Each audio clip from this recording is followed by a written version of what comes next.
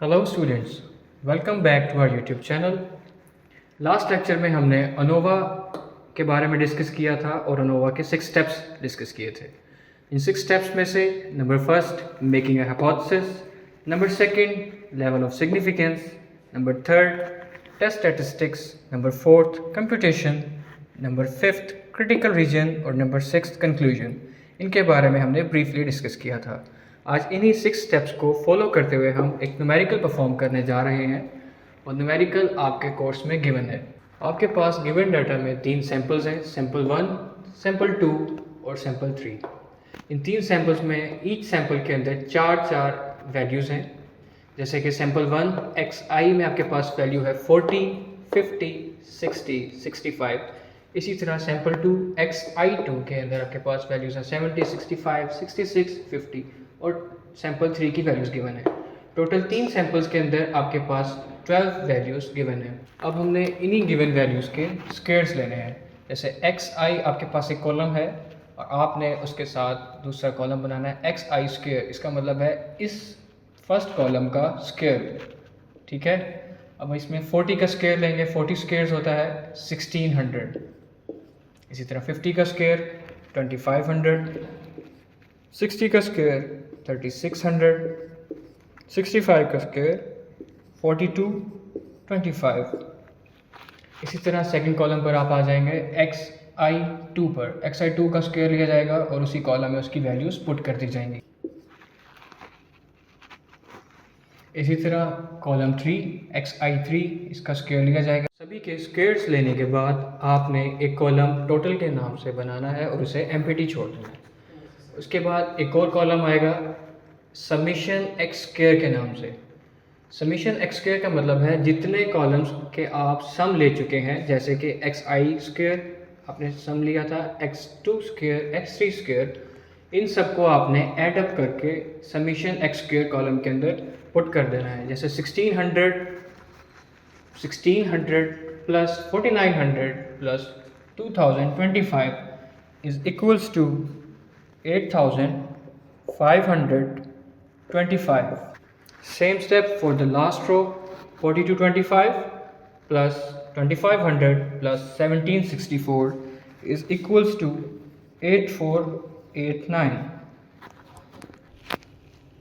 One more thing students, here I stands for rows and J represents columns.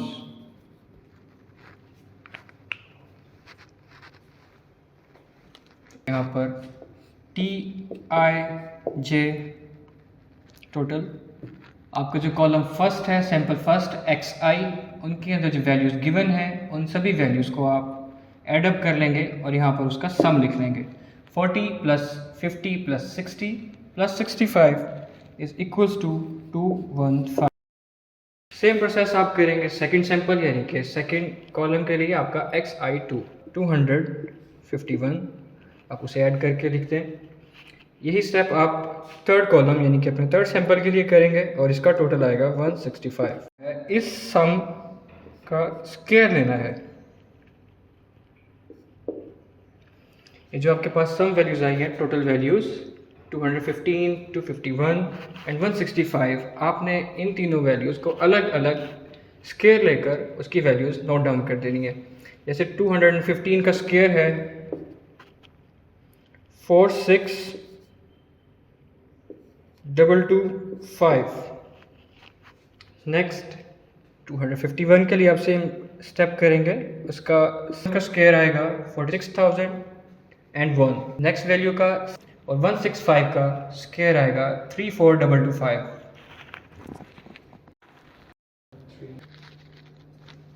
Third step पे आपने जो x values थी, आपका x square values, उनका सम note down करना है उनके बॉटम पर। Summation x square ij, x square वो कॉलम है जो आपने हर सैंपल के सामने उसका स्क्वायर लेकर वैल्यूज़ खुद से कैलकुलेट करके लिखी थी। जैसे 40 का स्क्वायर 1600 था, आपने xi के सामने xi स्क्वायर में उसकी वैल्यूज़ पुट कर दी थी। अब आपने इन तमाम वैल्यूज़ को ऐड अप करना है और उसका सम बॉटम में लिख देना है। जैसे 1600 प्लस 2500 प्लस 3600 प्लस 4225 और उसके सामने उसकी वैल्यूज़ आपने लिख देनी है जो कि इक्वल है 11925 के। यही स्टेप आप x2 स्क्वायर के लिए फॉलो करेंगे, दैट इज इक्वल्स टू 15981 और थर्ड सैंपल के लिए यही वैल्यूज़ का सम आएगा 8833। अब इन तमाम सैंपल्स का कॉलम वाइज सम लेने के बाद आप इनको रो वाइज ऐड अप करेंगे और इसका सम लेंगे। जैसे आपके पास 215 plus 251 plus 165 is equals to 651। इसे आपने टोटल वाले कॉलम के बॉटम पर लिख देना जिसे आपने एम्प्टी रखा था। अब आप नेक्स्ट रो के लिए यही स्टेप फॉलो करेंगे। समीशन टी जे स्क्वेयर्स के लिए 46225 plus 63001 plus 34225 that is equals to, यही स्टेप आप फॉलो करेंगे थर्ड रो के लिए। Summation X I J squares 11925 plus 15981 plus 8833 that is equals to 36739। Last row को एडअप करने के बाद आप इसे क्रॉस चेक कर सकते हैं कि आपने जो कंप्यूटेशन की है, जो स्क्वेयर्स लिए हैं या जो सम लिया है, आपकी वो वैल्यूज़ एक्यूरेट हैं या कहीं पर कोई एरर या मिस्टेक तो नहीं हुआ। इसके लिए आप इस रो के एडअप सम को क्रॉस चेक करने के लिए कॉलम की जो आपके पास सम वैल्यूज़ आई थी उनके साथ चेक कर लेते हैं।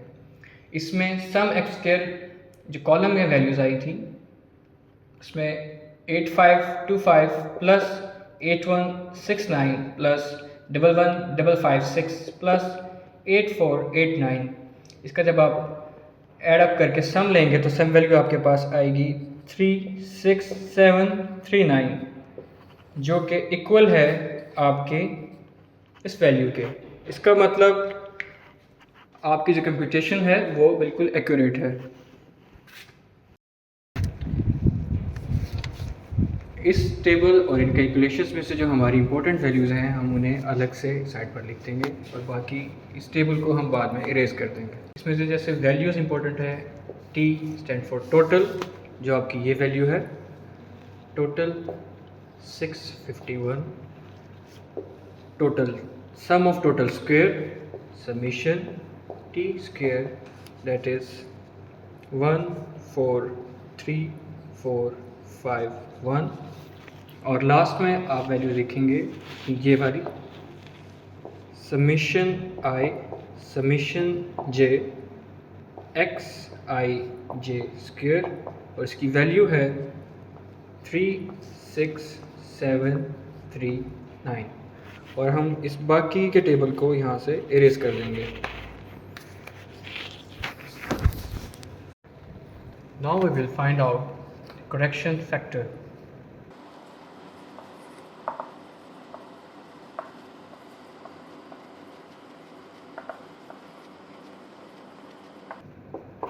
करेक्शन फैक्टर को आप C.F से भी रिप्रेजेंट करते हैं। इसका फॉर्मूला है total square divided bye n। Total की वैल्यूज़ हैं 651 और n आपको पता है कि आपके पास नंबर ऑफ ऑब्जर्वेशंस कितनी थी 12। अब आप इस फॉर्मूला में उनकी वैल्यूज़ पुट करेंगे और उसे कैलकुलेट कर लेंगे तो आपके पास करेक्शन फैक्टर की वैल्यू आ जाएगी। टोटल की वैल्यू है 651 bracket square divided bye n की वैल्यूज़ है 12 इक्वल्स टू 35316.75। ये आपके पास करेक्शन फैक्टर की वैल्यू आ गई है। नेक्स्ट स्टेप में आप फाइंड आउट करेंगे total S S. total SS is equals to sum of j x I j square minus correction factor, इसमें आप इनकी वैल्यूज़ पुट कर दें। आपके पास summation X I J square की वैल्यूज़ है 36739, इसमें से आप माइनस करेंगे करेक्शन फैक्टर की वैल्यू 35316.75, तो आपके पास वैल्यू आ जाएगी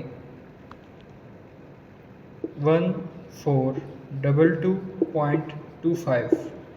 यह आपके पास आंसर आ गया है total SS।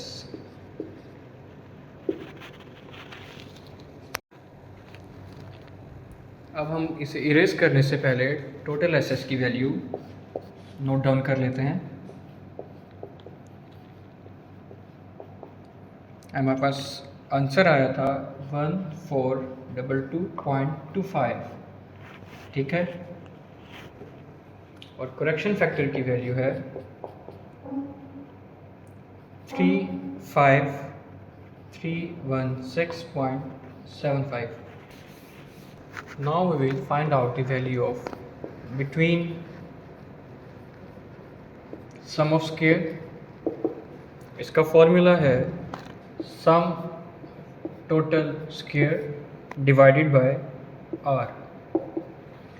Sum total square की वैल्यूज़ आपके पास गिवन है 1434451 डिवाइडेड बाय आर। आर जो है आपके पास नंबर ऑफ़ वैल्यूज़ है या नंबर ऑफ़ रोज़ हैं। आपके पास 3 सैंपल थे यानी कि 3 कॉलम्स, और उनके अंदर जो वैल्यूज़ थी वो हर कॉलम के अंदर 4 वैल्यूज़ थी। तो इस हिसाब से आपके पास 4 रोज़ हैं, तो अब वो नंबर यहाँ पर पुट कर देंगे।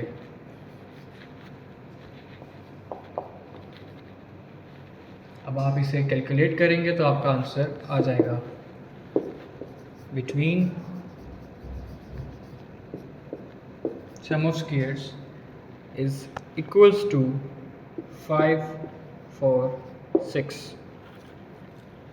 Next step is within sum of squares.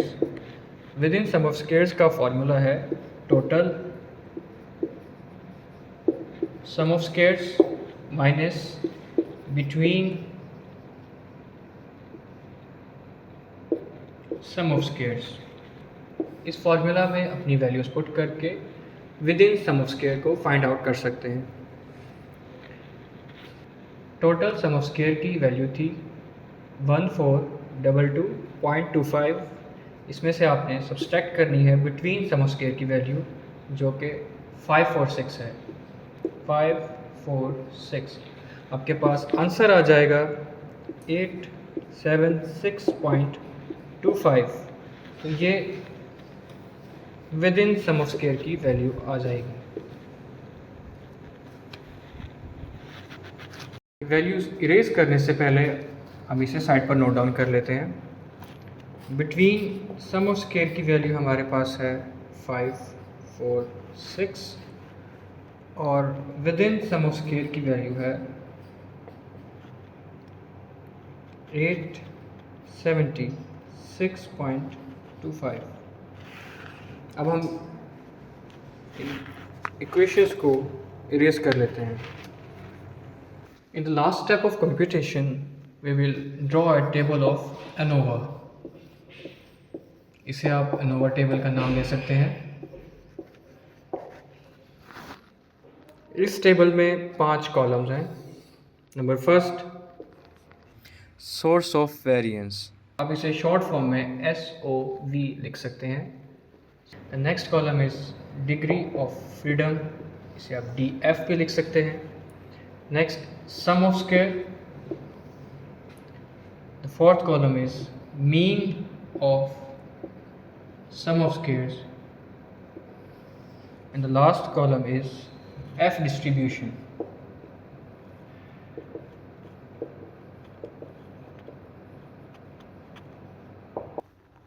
आपके सोर्स ऑफ वेरिएंस है बिटवीन सम ऑफ स्क्वायर और within sum of square. Degree of freedom का फॉर्मूला है k-1 BSS के लिए, और within sum of square के लिए डिग्री ऑफ फ्रीडम का फॉर्मूला है n-k। अगर आप इस फॉर्मूले को कंप्यूट करें और इसके अंदर इसकी वैल्यूज़ डालकर कैलकुलेट करें तो आपके पास डिग्री ऑफ फ्रीडम की वैल्यूज़ आ जाएंगी। k क्या है? k नंबर ऑफ सैम्पल्स हैं, जैसे आपके पास 3 सैम्पल्स थे, sample 1, sample 2, sample 3, 3 columns, 3 - 1 that is equals to 2। तो 2 जो है वो बिटवीन सम ऑफ स्क्वायर का डिग्री ऑफ फ्रीडम है, और जबकि n आपको पता है कि आपके पास टोटल नंबर ऑफ ऑब्जर्वेशंस 12 थी, उसमें से आपने माइनस किया 3 कॉलम्स को, तो आपके पास वैल्यू आ गई 9। तो 9 जो है वो within sum of square का डिग्री ऑफ फ्रीडम है। आप इसे इस तरह से भी लिख सकते हैं।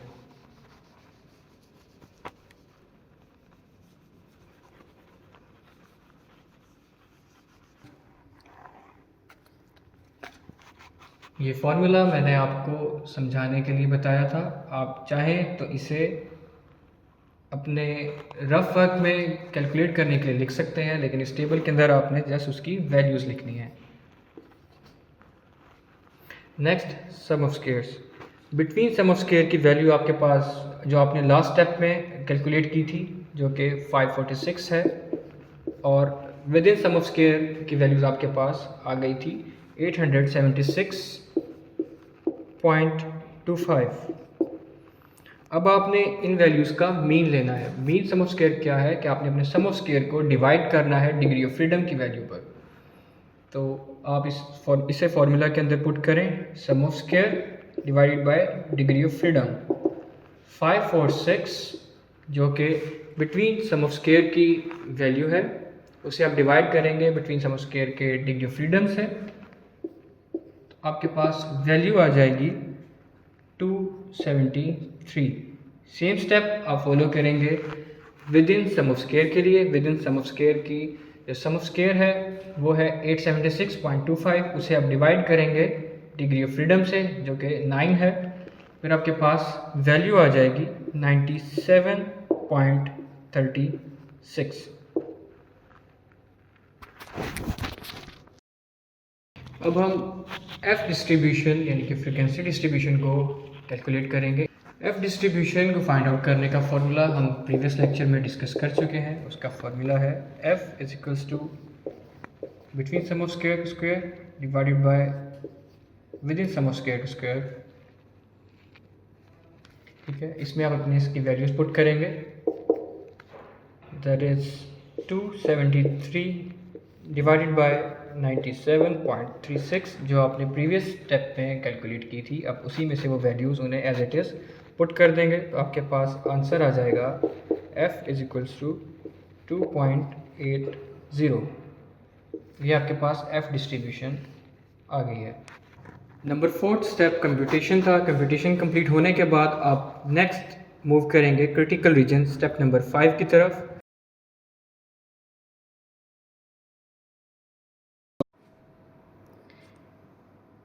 क्रिटिकल रीजन में हमारे पास दो चीज़ें हैं, एक लेवल ऑफ सिग्निफिकेंस और दूसरा डिग्री ऑफ फ्रीडम। हमारे क्वेश्चन के अंदर लेवल ऑफ सिग्निफिकेंस 0.05 गिवन है। अब हमने एफ टेबल के अंदर डिग्री ऑफ फ्रीडम को देखना है कि हमारी एफ वैल्यू क्या आएगी। डिग्री ऑफ फ्रीडम हमारे पास 2 और 9 है, तो हम सेकंड कॉलम की रो नंबर 9 में वैल्यू चेक करेंगे एफ टेबल के अंदर, तो हमारे पास वैल्यू आएगी 4.26।